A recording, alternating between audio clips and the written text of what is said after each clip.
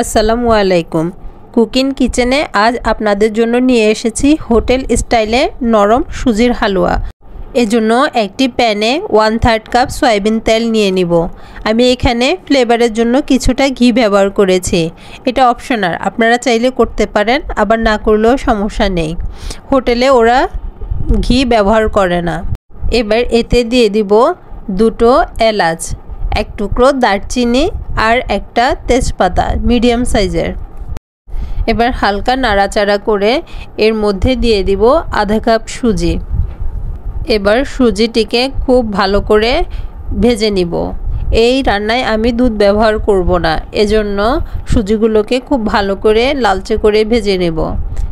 একটু সময় নিয়ে মিডিয়াম আঁচে সুজিগুলোকে ভেজে নিতে হবে। আমি এই সুজিগুলোকে প্রায় 6 থেকে 7 মিনিট ভেজে একটু লালচে করে নিয়েছি। যখন দেখব সুজিগুলো খুব সুন্দর লালচে হয়ে ভাজা হয়ে গেছে, তখন এর মধ্যে দিয়ে দিব 1 কাপ চিনি।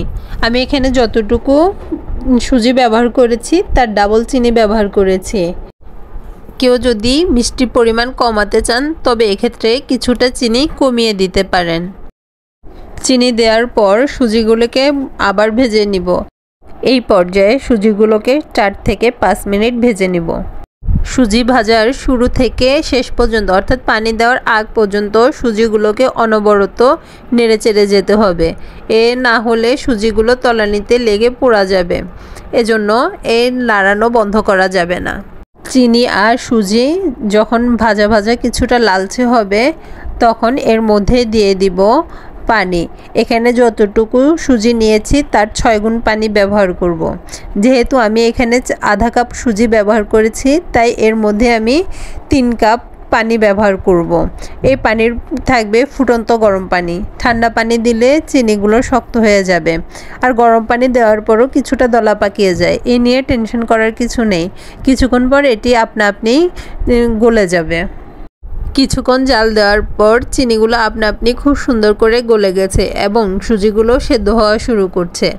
এই পর্যায়ে আমি টেস্ট ব্যালেন্সের জন্য 1 চিমটে লবণ দিয়ে দিচ্ছি। কেউ যদি লবণ দিতে না চান তাতে কোনো সমস্যা নেই, এটা আপনার টেস্টের উপর ডিপেন্ড করে আপনি লবণ দিয়ে দিতে পারেন। এই পর্যায়ে সুজিগুলোকে বেশি জাল দেওয়ার প্রয়োজন নেই, 4 থেকে 5 মিনিট জাল দিলেই হয়ে যাবে। এই সম্পূর্ণ রান্নাটি আমি মিডিয়াম আঁচে রান্না করেছি। রেসিপিটি যদি আপনাদের ভালো লাগে তবে একটি লাইক দিয়ে আমার উৎসাহ আরও বাড়িয়ে দেবেন। এরকম আরও ভালো ভালো রেসিপি পেতে আমার চ্যানেলটি সাবস্ক্রাইব করে পাশে থাকবেন। এই সুজিটি আমরা একদম ঘন করে চুলা থেকে নামাবো না, কিছুটা পাতলা থাকা অবস্থায় চুলা থেকে নামিয়ে নিব। কারণ এই সুজিটি চুলা থেকে নামানোর পর যখন এটি ঠান্ডা হবে তখন এটি আরও কিছুটা ঘন হয়ে আসবে। এই পর্যায়ে আমি চুলার আঁচ বন্ধ করে দিয়েছি। যখন এই সুজিগুলো মোটামুটি পাতলা ধরনের আছে, এবার আমি আপনাদের একটি সার্ভিং ডিশে তুলে দেখাচ্ছি সুজিটি কেমন হয়েছে। দুধ ছাড়া অল্প উপকরণে তৈরি হোটেল স্টাইলে তৈরি এই সুজির হালুয়াটি আশা করছি সকলের ভালো লেগেছে। এভাবে পাশে থেকে আমাকে সাপোর্ট দিয়ে যাবেন। ধন্যবাদ।